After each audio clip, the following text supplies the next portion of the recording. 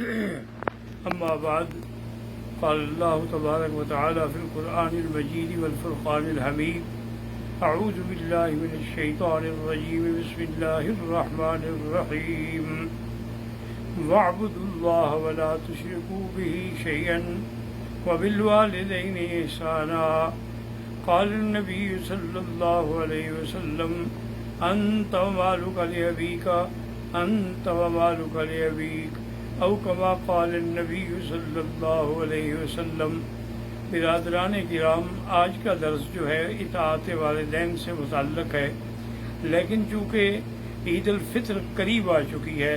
ایک تو آپ دماغ میں رکھ لیں کہ اسلام کے اندر صرف یہ دو عیدیں ہیں، ایک عید الفطر ہے اور ایک عید الاضحیٰ ہے جو حج کے بعد ہوتی ہے۔ اس کے علاوہ اور کسی عید کے بارے میں نہ اللہ کے قرآن میں ہے، نہ فرمان محمد مصطفیٰ میں ہے صلی اللہ علیہ وآلہ وسلم۔ اور عید کے لیے، عید الفطر کے لیے سنت یہ ہے کہ عید پڑھنے کے لیے جانے سے پہلے کوئی میٹھی چیز آدمی استعمال کر لے، کھجور کے چند دانے کھا لے، جیسے یہاں عرب حضرات کھجوروں کے ڈبے لے کے چلتے ہیں، راستے میں بھی سب کو کھلاتے چلے جاتے ہیں تاکہ سنت جو ہے وہ ادا ہو جائے۔ پھر وہ میدان عید میں جب جائیں تو تکبیریں کہتے ہوئے جائیں، اللہ اکبر اللہ اکبر اللہ اکبر اللہ اکبر لا الہ الا اللہ اللہ اکبر وللہ الحمد وصلی اللہ تعالی علی خیر خلقہ سیدنا محمد وعلی آلہ واصحابہ وسلم تسلیما کثیرا کثیرا۔ اور اسی طرح یہ بھی سنت ہے کہ جس راستے سے جائیں واپس دوسرے راستے سے آئیں، تاکہ تمام راستوں کے اندر اللہ کی تکبیر، تحلیل اور تسبیح کا زبانوں پر ورد ہو اور اس کا پورے ذکر کا شور ہو، پورے عالم تک مسلمانوں کی اجتماع کی آواز پہنچے۔ پھر خطبہ امام دینے سے پہلے اگر اچھی طرح مسلمانوں کو نماز پڑھنا سکھلا دیں کہ بھی 6 تکبیروں کے ساتھ ہمیں نماز کیسے پڑھنی ہے، تو زیادہ بہتر رہتا ہے کہ لوگ غلطی نہیں کرتے ہیں۔ اور جنہوں نے صدقۃ الفطر ادا نہیں کیا وہ عید سے پہلے ادا کر لیں، عید کی نماز کے بعد صدقۃ الفطر نہیں ہوگا۔ اور دوسری بات یہ بھی یاد رکھ لیں کہ یہ لیلۃ العید جو ہے، یعنی عید کی رات جو ہے، اس کی فضیلت بھی ایسے ہے جیسے لیلۃ القدر کی فضیلت ہو، تو لہذا یہ باتوں میں، قصے کہانیوں میں ضائع نہ کریں۔ اور میری آواز جہاں تک پہنچ رہی ہے، ہر مسلمان اپنے اوپر یہ فرض سمجھ لے کہ اس رات میں نے صرف 2 رکعت پڑھ کے اللہ سے اس کرونا اور وبا کی ٹالنے کے لیے دعائیں کرنی ہیں، تو انشاءاللہ ان کی دعائیں جو ہیں وہ منظور و مقبول ہوں گی۔ اور دوسرا، آج جو عظیم حادثہ ہوا ہے کراچی میں ہوائی جہاز کا، ان شہداء کے لیے بھی دعا کریں کہ اللہ ان کی مغفرت فرمائے، اور ان کے جو پسماندگان ہیں اللہ ان کو صبر جمیل عطا فرمائے۔ یہ ایک عظیم حادثہ ہے جسے ہم بھول نہیں سکتے۔ وہ بیچارے عید کے لیے آ رہے تھے اور یہ فلائٹ عید کے لیے ہی چلائی گئی تھی، لیکن اللہ کی مرضی جو ہے، مرضی مولا ہمیں اولا، اور ہمیں اس پر صرف یہی کہنا ہے انا للہ و انا الیہ راجعون۔ اطاعت والدین کے بارے میں اب آپ پورے قرآن میں نظر ڈالیں، ایک مقام نہیں ہے، کئی مقام پہ اللہ نے فرمایا وَقَضَىٰ رَبُّكَ أَلَّا تَعْبُدُوا إِلَّا إِيَّاهُ وَبِالْوَالِدَيْنِ إِحْسَانًا، اور کہیں فرمایا وَوَصَّيْنَا الْإِنسَانَ بِوَالِدَيْهِ إِحْسَانًا، اور کسی جگہ فرمایا وَاعْبُدُوا اللَّهَ وَلَا تُشْرِكُوا بِهِ شَيْئًا وَبِالْوَالِدَيْنِ إِحْسَانًا۔ یاد رکھیں لفظ احسان ہے، عدل نہیں ہے۔ عدل کا معنی ہوتا ہے پورا پورا دینا، لیکن احسان کا معنی ہوتا ہے اس سے بھی زیادہ کرنا۔ تو لہذا معنی یہ نہیں ہے کہ ہم والدین کی خدمت ایسے کریں جیسی انہوں نے ہماری کی تھی، برابر سرابر نہیں، بلکہ ہم اس سے زیادہ خدمت ادا کریں، چونکہ لفظ احسان کا تقاضا یہی ہے۔ اسی طرح ایک آدمی نے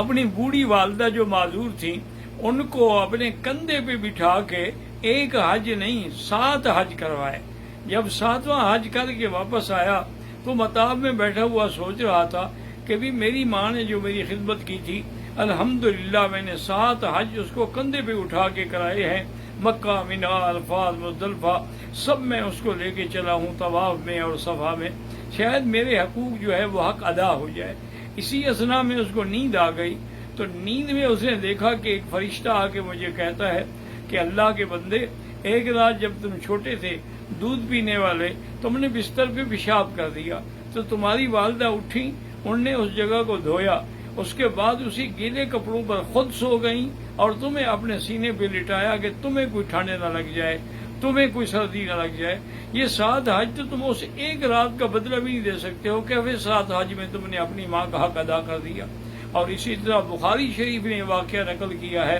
کہ حضرت جریج جو تھے وہ ایک بہت بڑے ولی من اولیاء اللہ تھے اور وہ ہمیشہ عبادت میں مصروف رہتے تھے۔ ایک دفعہ آپ نماز پڑھ رہے تھے تو والدہ نے آوازیں دی لیکن انہوں نے نماز نہیں توڑی۔ پھر اس کے بعد ماں نے بلایا کہ میں تمہیں بلا رہی تھی، انہوں نے کہا اماں میں نماز میں مشغول تھا، سلام پھیر کے فوراً حاضر ہوا ہوں۔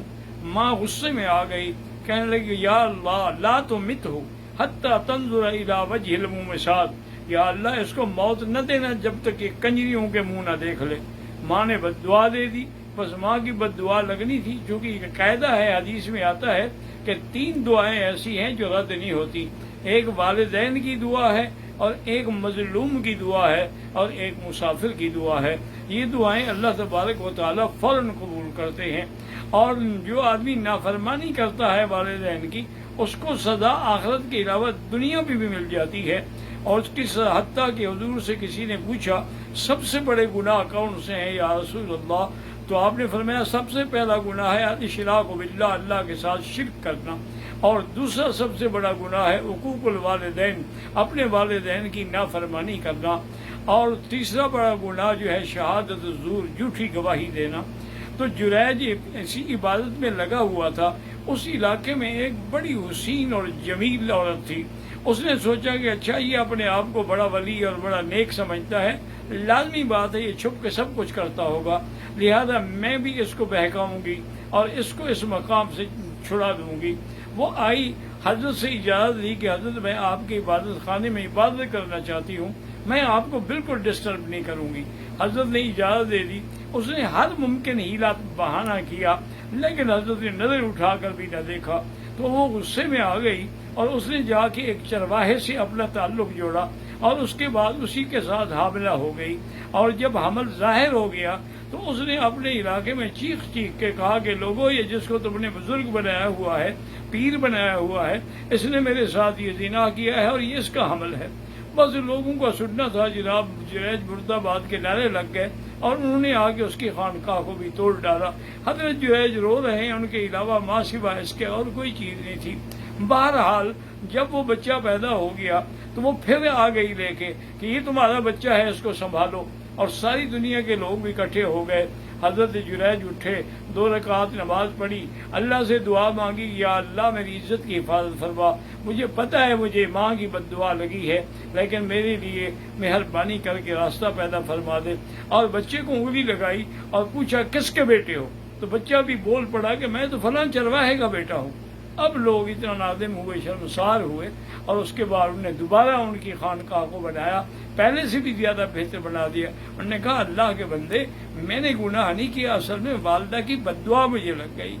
میں تھوڑی دیر انتظار کراتا رہا لیکن والدہ کی دعا ایسی تھی کہ جو فوراً لگ گئی۔ اسی طرح صحیح احادیث میں آتا ہے کہ 3 آدمیوں پر غار کا دہانہ بند ہو گیا تو سب نے کہا بھی اپنے اپنے اعمال صالحہ پیش کرو، تو ان میں ایک نے اپنا عمل یہی پیش کیا کہ میں جب دودھ لے کے آتا تھا اور جانور شام کو لے کے آتا تھا، بچے انتظار میں ہوتے تھے، لیکن پہلے جا کر میں اپنے ماں اور اپنے باپ کو پلاتا تھا، اس کے بعد بچوں کو پلاتا تھا۔ ایک دن میں آیا، اتفاق کی بات ہے کہ ماں باپ کی آنکھ لگ گئی تو میں وہ دودھ کا پیالہ لے کے کھڑا رہا، ساری رات گزر گئی، بچے روتے روتے سو گئے لیکن میں نے بچوں کو نہیں دیا۔ صبح جب ان کی آنکھ کھلی پہلے میں نے ان کو دودھ پلایا اور اس کے بعد لے کے میں آیا اور بچوں کو اٹھایا پھر ان کو دودھ پلایا۔ یا اللہ آپ جانتے ہیں اگر میرا یہ عمل خالص تیری رضا کے لیے تھا تو ہمارے غار کا پتھر جو ہے وہ ہل جائے، ہمارے لیے راستہ پیدا فرما دے، تو اس کے اس عمل کی وجہ سے اللہ نے غار کا راستہ جو ہے وہ کھول دیا ہے۔ اسی طرح حضور صلی اللہ علیہ وسلم نے ایک صحابی سے فرمایا کہ اللہ کے بندے تم کیا کہتے ہو، انت و مالک لابیک، تم اور تمہارا مال جو ہے تمہارے باپ کا ہے، یہ نہیں ہے کہ تمہارے باپ کا، اس میں کیونکہ تم نے اگر کمایا ہے تو تم کس کی کمائی ہو، تم اپنے والدین کی کمائی ہو۔ تو اس لیے یاد رکھیں کہ کہ اگر رمضان المبارک کے مہینے کے بعد پھر بھی تمہاری بخشش نہ ہوئی، جیسے کہ صحیح حدیث میں ہے، حضور نے ایک ممبر کی کرسی پہ قدم رکھا تو فرمایا آمین، پھر دوسری پہ قدم رکھا تو فرمایا آمین، پھر تیسری پہ قدم رکھا تو فرمایا آمین۔ صحابہ حیران ہو گئے کہ یا رسول اللہ پہلے تو آپ نے کبھی نہیں کہا۔ آپ نے فرمایا جب میں نے پہلی سیڑھی پہ قدم رکھا تو جبریل علیہ السلام آئے، انہوں نے کہا جو آپ پہ نام سن کے بھی درود نہ پڑھے اللہ اس کو ہلاک کرے، تو میں نے کہا آمین۔ دوسری سیڑھی پہ میں نے قدم رکھا، انہوں نے کہا جس کے والدین ہوں یا کوئی بھی زندہ ہو اور وہ ان کو راضی کرنے کی کوشش نہ کرے، ان کی رضا حاصل کر کے جنت حاصل نہ کرے، اس کے لیے بھی ہلاکت ہے، تو میں نے کہا کہ آمین۔ تو اس نے یہ دعا مانگی، اور اس کے بعد پھر میں تیسری سیڑھی پہ آیا، اس کے لیے اس نے بد دعا کی، اور نے کہا کہ یا رسول اللہ صلی اللہ علیہ وسلم، جو لوگ رمضان کی اتنے بڑے مہینے میں اس کے باوجود بھی اپنے لیے جنت حاصل نہ کر سکیں تو ان کے لیے بھی ہلاکت ہے۔ تو یہ رمضان المبارک کا مہینہ آپ کے لیے جنت کا ذریعہ ہے، آپ کے لیے رحمت کا ذریعہ ہے، آپ کے لیے انعامات کا ذریعہ ہے، مغفرت کا ذریعہ ہے، مودت کا ذریعہ ہے، رحمت کا ذریعہ ہے۔ اللہ تبارک و تعالی تمام مسلمانوں کو عید کی خوشیاں نصیب فرمائیں اور صبر کی توفیق عطا فرمائیں۔ والسلام وآخر دعوانا ان الحمد للہ رب العالمین۔